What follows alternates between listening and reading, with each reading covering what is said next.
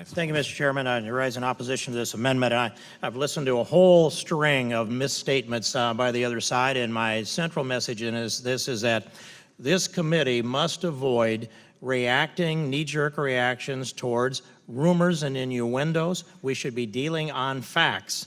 And I hear these things stated as facts, among them that the Russians hacked into this intel, and that it's a universal position on the part of the intelligence community, 17 members of the intelligence community.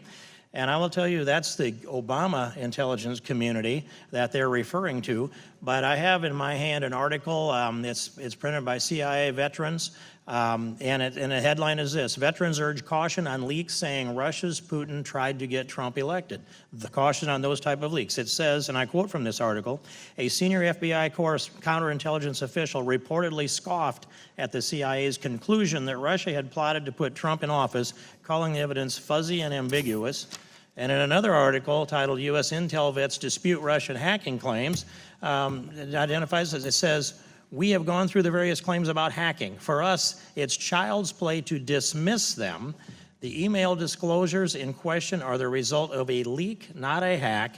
And here's the difference. A leak is when someone physically takes out of the organization data and gives it to some other person, such as Edward Snowden or Chelsea Manning did.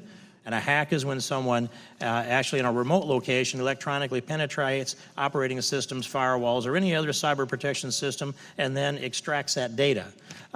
So I would ask unanimous consent to introduce these two articles into the record, Mr. Chairman. Without objection, they will be made part of the record. Thank you, Mr. Chairman. And I would continue that as near as we can tell, it's a leak, not a hack. But when I hear that it was spoken definitively that the Vice President of the United States lied to the American people, coming out of this committee, members of this committee. We sat on this committee with Mike Pence.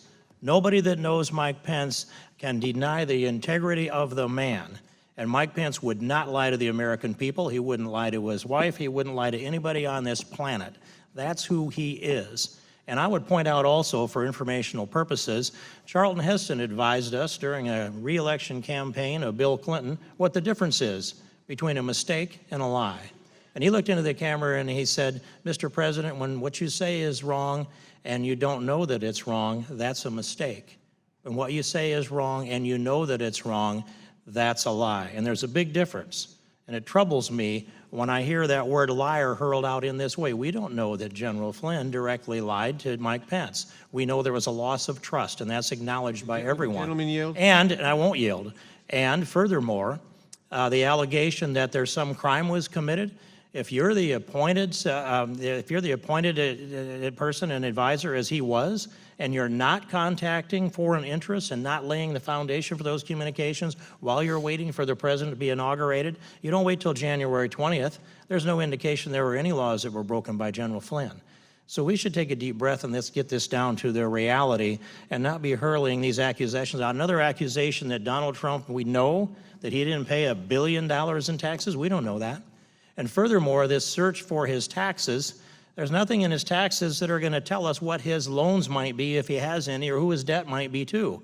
That's not part of the tax program. And furthermore, if we were to go through and answer every one of these requests that are coming out of the left side of the aisle today, answer every one of them, they would make sure that this Congress is immobilized until there's another president ensconced in the Oval Office.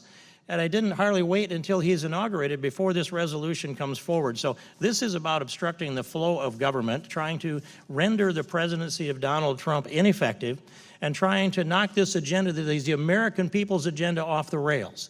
So we need to move on in this committee. We need to move on with the Trump administration. We have a nation to save. We have a rule of law to restore. We have a foreign policy to put back together. We've got a budget that's going to be a difficult time getting to balance. But the most important thing is, and I heard it said on the left side of the aisle, we've got to protect the Constitution, and we've got to restore the rule of law. And we can only do that if we're honest with each other, if we stop playing political games, and if we're objective about the difference between facts and rumors. And you're seeking to act on rumors, and I won't yield. Would the gentleman yield to me? I am actually preferential in that, Mr. Nadler. I'm going to yield to the gentleman from California.